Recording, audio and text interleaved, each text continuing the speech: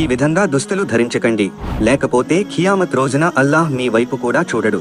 ఒక చిన్న తప్పు, అది మనకు సాధారణంగా కనిపించవచ్చు, కానీ ఖియామత్ రోజున అది పెద్ద శిక్షకు కారణం కావచ్చు. బుఖారీలోని ఒక హదీస్ ప్రకారం ప్రవక్త సల్లల్లాహు అలైహి వసల్లం ఇలా చెప్పారు: ఎవరైతే గర్వం అహంకారం కారణంగా తమ దుస్తులను చీలమండలం క్రింద పడేలా ఉంచుతారో అల్లాహ్ ఖియామత్ రోజున వారిని చూడడు.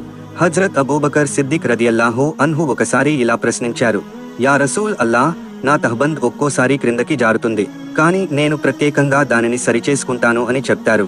దానికి ప్రవక్త సల్లల్లాహు అలైహి వసల్లం ఇలా అన్నారు: మీరు అహంకారం కారణంగా అలా చేసేవారిలో చేర్చబడరు అని చెప్తారు. మీరు కూడా ఈ విధంగా దుస్తులు ధరిస్తున్నారా? వడ్డీ గురించి ప్రవక్త సల్లల్లాహు వసల్లం వారు ఇలా తెలియజేశారు: బుద్ధిపూర్వకంగా ఒక దిర్హం వడ్డీ తినడం 36 సార్ల కంటే ఎక్కువ వ్యభిచారం చేసిన దానితో సమానం.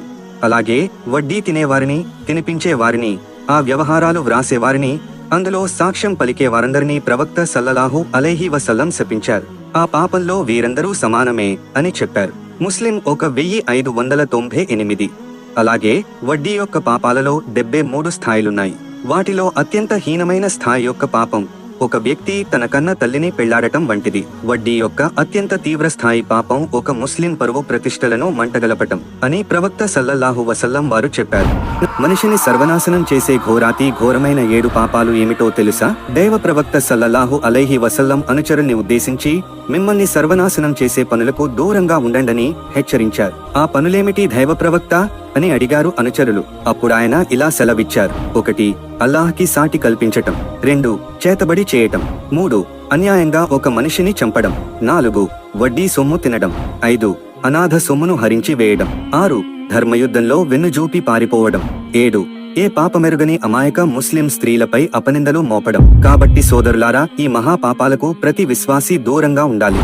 ఎవరైతే ముస్లింలు జుమా నమాజుని ఆచరించరో, జుమా నమాజు పట్ల నిర్లక్ష్యం వహిస్తారో వారి గురించి ప్రవక్త సల్లల్లాహు అలైహి వసల్లం ఇలా తెలిపారు: ఏ ముస్లిం అయితే తన నిర్లక్ష్య వైఖరి కారణంగా సోమరితనంతో ఎలాంటి బలమైనటువంటి కారణం లేకుండా 3 జుమాల పాటు అతడు నమాజుకు రాకుండా ఉండిపోయినట్లయితే అలాంటి వ్యక్తి హృదయాన్ని సన్మార్గ భాగ్యం పొందకుండా దైవం సీలు వేస్తాడు అని ప్రవక్త మహనీయ రసూలుల్లా వారు తెలియజేశారు. కాబట్టి మిత్రులారా, సోమరితనంతో నిర్లక్ష్య వైఖరితో నేను ముస్లింగా పుట్టాను అనేటువంటి విషయాన్ని కూడా మర్చిపోయి ఏ వ్యక్తి అయితే 3 శుక్రవారాలు పాటు అతడు మజీదుకు రానట్లయితే అలాంటి వ్యక్తి హృదయానికి దేవుడు సీలు వేస్తాడు. అతనికి సన్మార్గ భాగ్యం లభించకుండా అతని యొక్క మనసు వక్రత్వం వైపునకే ఉంటుందని ప్రవక్త సల్లల్లాహు అలైహి వసల్లం ఇలా తెలిపారు.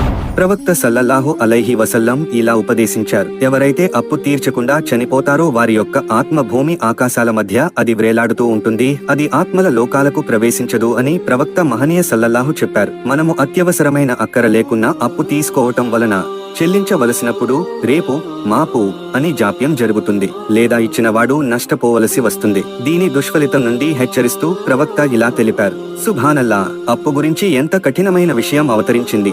నా ప్రాణం ఎవరి చేతిలో ఉందో అతని సాక్షి.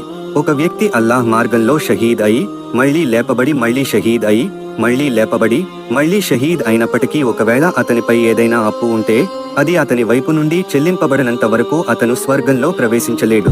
కాబట్టి అల్లాహ్ వద్ద అల్లాహ్ దాసుల హక్కు చాలా గొప్పది. అల్లాహ్ హక్కులో లోపం జరిగితే అల్లాహ్తో క్షమాపణ వేడుకుని ఆ పాపం నుండి రక్షణ పొందవచ్చు, కానీ మానవ హక్కులు చెల్లించడం తప్ప వేరే మార్గం లేదు. దైవ ప్రవక్త సల్లల్లాహు అలైహి వసల్లం మమ్మల్ని ఉద్దేశించి నేను మీకు అన్నిటికంటే ఘోరమైన పాపాలను గురించి తెలుపనా అని అడిగారు. ఈ మాట ఆయన 3 సార్లు పలికారు.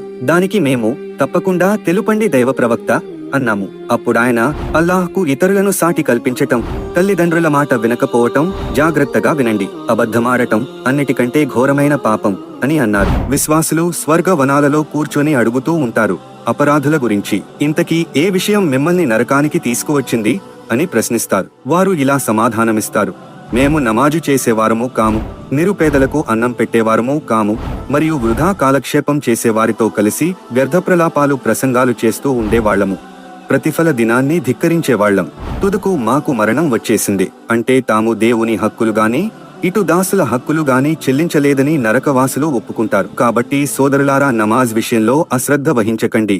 దొరికిన జీవిత క్షణాలను మహాభాగ్యంగా భావించి వీలైనంత అధికంగా సదాచరణ చేసుకోండి. రేపు తీర్పు దినాన ఈ విధంగా నరకవాసుల జాబితాలో లేకుండా జాగ్రత్త పడండి.